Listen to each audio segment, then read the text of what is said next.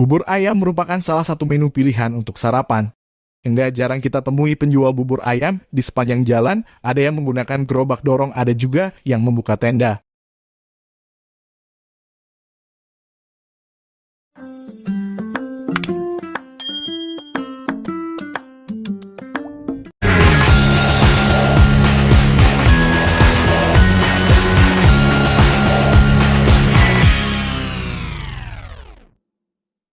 Siapa yang tidak tahu bubur ayam?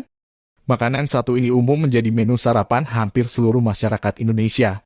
Bertekstur lumat, berpadu dengan gurihnya kuah kaldu, dengan topping bawang goreng, seledri, cakwe, kacang, kerupuk ataupun emping, dan yang paling penting, suiran ayam.